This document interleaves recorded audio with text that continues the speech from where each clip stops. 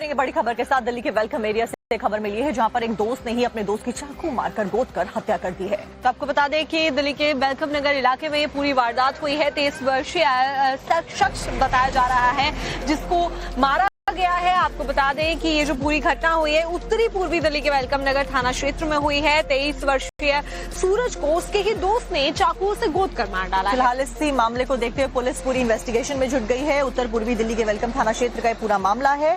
मौत के घाट उतार दिया गया। 23 वर्षीय सूरज को बताया जा रहा है कि सूरज कबूतर मार्केट पहलवान चौक से अपने साथी के साथ में जा रहा था, लेकिन बीच रास्ते में उसकी अपने साथी के साथ में कहासुनी हो जाती है।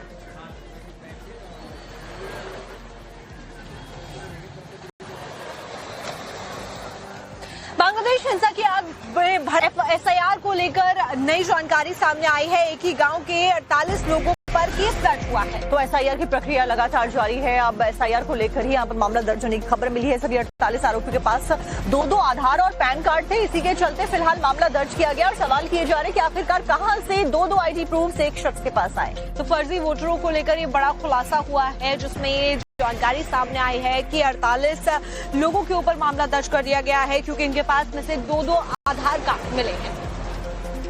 हमारे एक लेखपाल गुन्नू बाबू है, उनके द्वारा दी गई तहरीर के आधार पर 48 लोगों के खिलाफ अभियोग पंजीकृत हुआ है, जिसमें इन लोगों के द्वारा स्वयं गलत डेटा देते हुए अपना नाम जो है वो वोटर लिस्ट में चढ़ाने का कृत्य है वो कारित किया है, जो कि आपराधिक कृत्य है जो रिप्रेजेंटेशन एक्ट के अंदर बैन है। उसके अलावा उन्होंने अपने दो अलग अलग आधार, पैन कार्ड और विभिन्न प्रकार के ऐसे परिचय पत्र बनाए गए जो फर्जीवाड़ा करके बनाए गए थे।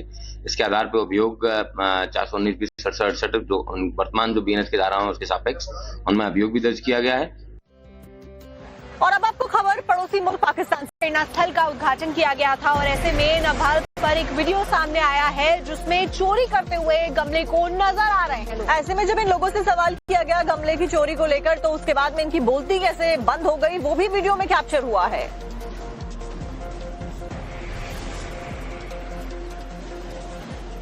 तो देखिए वीडियो में आप देख सकते हैं कि कैसे यहाँ पर गमले लगाए गए थे, गमलों को चुरा लिया जाता है। लखनऊ की ये खबर है और इससे पहले भी देखिए एक बार आपको याद होगा कि मुख्यमंत्री योगी आदित्यनाथ ने गमले चोरी को लेकर एक बयान भी दिया था कि कैसे लोग गमले चुरा लेते हैं। लेकिन एक और ताजा वीडियो सामने आया।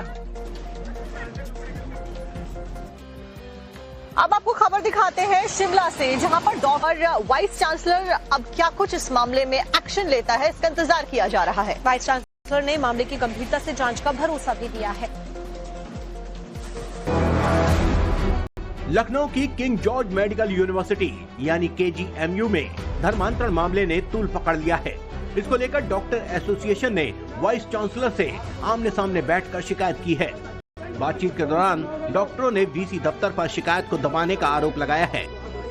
जब वाइस चांसलर ऑफिस में बात आई तो 1.5 से 2 दिन में सब निपट गया। उसके पहले पैथोलॉजी विभाग में कौन लोग हैं सर? ये इसको जांच के बिंदु में बिल्कुल मजबूती होना चाहिए मैं तुरंत डाल दिया जाएगा। और आप कल्पना करिए कि यदि वहीं पर आपके बात सामने आ जाती क्या इतना बड़ा वो हल्ला होता है? आपकी बात से सहमत है। हो सकता है मेरी बात पूरी लग रही है। ऐसे ही सब बातें कह रहे हैं। ये बात आपकी मान ली गई, इसको हम लोग जांच में डाल दे रहे हैं। डॉक्टरों ने पैथोलॉजी विभाग के HOD वाहिद अली पर धर्मांतरण कराने का आरोप लगाया है। डॉक्टर एसोसिएशन के मुताबिक पैथोलॉजी विभाग में चुपके महिलाओं और पुरुषों को रेडिकुलराइज किया जा रहा था। डिपार्टमेंट में तकरीरें कराई जा रही हैं ताकि डॉक्टरों का धर्मांतरण कराया जा सके। मेन इशू ये नहीं है। एक और बात, मैं थोड़ा गहरी बात कर रहा हूँ। अल फलाह यूनिवर्सिटी का जैसे मामला था वो MBBS की स्टूडेंट थे, या जो महिला पकड़ी गई वो GSVM में एसोसिएट प्रोफेसर थी। तो कोई न कोई तो है ना जो रेडिकलाइज कर रहा है। इसमें कहाँ चलता है? तो वो रेडिकलाइज कर रहे हैं वो लोग जो लैब में चुपके तकरीर करा रहे हैं, चुपके नमाज पढ़वा रहे हैं बिना बंद नहीं। आपने नोटिस एक्शन लेंगे, उसको सस्पेंड होगा। आज बंद कराएंगे कल फिर सब 2 महीने वापस चालू एक्शन होगा, उस पर एक्शन होगा। और इन सबके बीच जिस रेजिडेंट डॉक्टर पर धर्मांतरण कराने के आरोप लग रहे हैं वो अब तक सामने नहीं आया है। यूपी पुलिस ने आरोपी डॉक्टर को पकड़ने के लिए तलाश तेज कर दी है। तेज रफ्तार अक्सर हादसे का सबब बनती है, लेकिन लोग फिर भी इससे सबक लेते हुए नजर नहीं आते हैं। बिल्कुल श्रुतिका, रतलाम में भी कुछ ऐसा ही हुआ है जहां पर एक तेज रफ्तार ट्रक अचानक से पलट जाता है। आगे क्या हुआ देखिए सिर्फ 30 सेकंड में। टीवी तस्वीर देखिए, शाम का वक्त है। सड़क पर दोनों तरफ से गाड़ियां आ जा रही हैं। तभी कुछ ऐसा होता है जिसके बाद यहाँ पर चीख पुकार मच जाती है। गमले चुराने की होड़ लगी हुई है। कोई बाइक पर गमला ले जा रहा है तो कोई ई रिक्शा पर गमले को ले जाता दिखा। जिसको जैसे समझ में आया वैसे अपने साथ गमलों को अपने साथ ले गया। जब नवभारत के कैमरे पर लोग गमले ले जाते दिखे तो उनकी बोलती बंद हो गई। आप लोग भाई साहब गमले लेके जा रहे हो आप लोग? भाई साहब मैं लेके नहीं जा रहा ना। हाँ। मैं लगा रहा हूँ इनसे लेके। अच्छा आपने गमला लेके जा रहे थे आप? भाई साहब गमला ले जा रहे थे? नहीं फिर कैसे उठाया? तो गार्ड साहब जो यहाँ पे कह रहे गमला लेके जा रहे थे आप? अपने साथ गमला ले जाने में महिलाएं भी पीछे नहीं रही और जब उनसे हमारे संवाददाता ने गमला ले जाने पर सवाल पूछा तो उन्होंने क्या जवाब दिया वो भी सुन लीजिए। कहाँ जा रही हो? सुराख ले जा रहे हो? तो गमला लोग सुराख ले जा रहे हैं? नहीं हाँ। चुराया नहीं। तो इसने जहाँ रखा ये देखिए गमला आपने गमला नहीं चुराया नहीं। देखिए नहीं चुराया नहीं। ये क्या है भाई? मेरी बात सुनिए, अभी देखिए सब उठा रहे थे तो मैंने भी बिटिया से कहा सब उठा रहे थे, पीछे वाले सब उठा के ले गए। अच्छा। और देखिए कितने पड़े हैं सब निकाल के। गमला चोरी के वीडियो वायरल होने के बाद एलडीए भी एक्शन में है। तस्वीरों के आधार पर उनकी पहचान की जा रही है ताकि उनका चालान काटा जा सके। निकल रहे हैं यहाँ से, गमला उठा के भाग रहे हैं, रोक रहे हैं तो भाग रहे हैं गाड़ी से। तो आपने उनके वीडियो भी कुछ बनाया, कुछ रिकॉर्डिंग? फोटो खींच ली। फोटो खींची आपने? हाँ। चालान भी करेंगे आप लोग? इनका क्या करेंगे आप लोग? चालान करेंगे बिल्कुल। बता दें कि प्रधानमंत्री नरेंद्र मोदी ने 25 दिसंबर के दिन लखनऊ में राष्ट्र प्रेरणा स्थल का उद्घाटन किया था, जिसमें पूर्व पीएम अटल बिहारी वाजपेयी, श्यामा प्रसाद मुखर्जी और दीनदयाल उपाध्याय की प्रतिमा का अनावरण किया गया था। इसके लिए पूरे लखनऊ को फूलों और गमलों से सजा दिया गया, लेकिन कार्यक्रम खत्म होते ही लोग प्रेरणा स्थल के पास से गमला लूटते दिखे। गमले नीचे गिरे हुए हैं। दरअसल ये गमले चोरी करने की नीयत से लोग उठा रहे थे।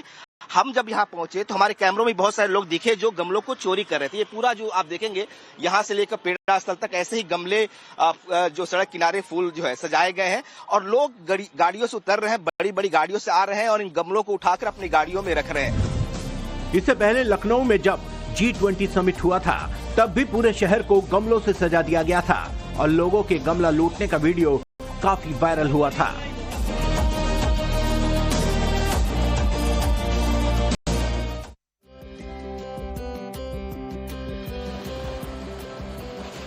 आपने देखा किस तरीके से गमले चोरी हुए। कोई पहली बार नहीं है जब उत्तर प्रदेश की राजधानी लखनऊ से गमले चोरी हुए हो। इससे पहले G20 की समिट के दौरान भी ऐसी तस्वीरें देखने को मिली थी और उस दौरान योगी आदित्यनाथ ने क्या किया था, क्या कहा था, आपको सुनाते हैं इस रिपोर्ट में। मैं आश्चर्यचकित था।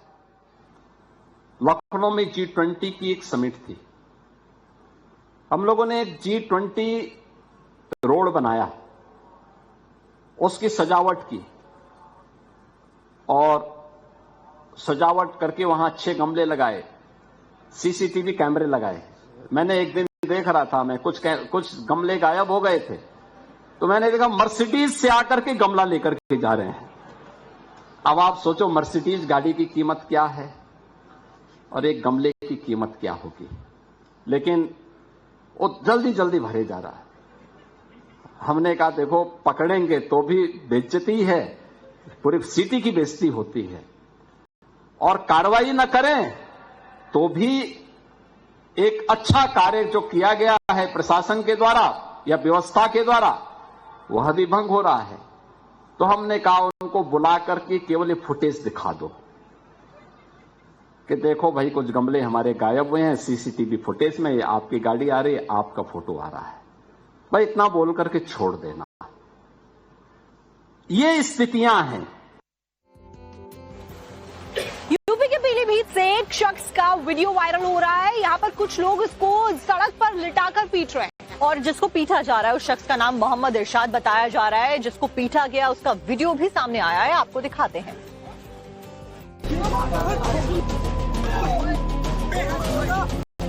जमीन पर गिरा लाल जैकेट पहना युवक और उस पर लाठी डंडों की बरसात। यूपी के पीलीभीत का ये वीडियो सोशल मीडिया पर जबरदस्त तरीके से वायरल हो रहा है। दुष्ट व्यक्ति दिखता है, मिलता है और फिर मोक्ष को प्राप्त करता है। दोनों प्रकार से साधन संपन्न है।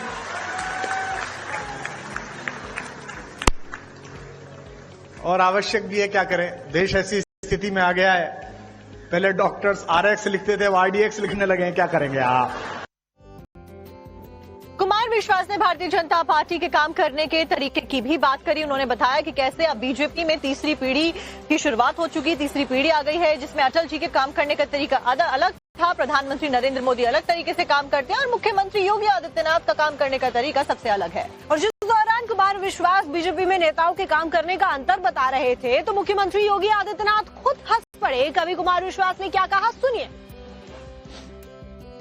तो 3 प्रकार की पीढ़ियां पार्टी में आ गई हैं। अटल जी की पीढ़ी थी जिसमें आदरणीय अडवाणी जी, जोशी जी, वो एक पीढ़ी थी। फिर आदरणीय रक्षा मंत्री जी की, प्रधानमंत्री जी की एक पीढ़ी आई। अब एक तीसरी पीढ़ी हमारे यशस्वी मुख्यमंत्री जी की, देवेंद्र फडणवीस जी की। 3 पीढ़ियां लगातार काम कर रही हैं और तीनों के दृष्टिकोण में अंतर है। अटल जी कहते थे कि आपके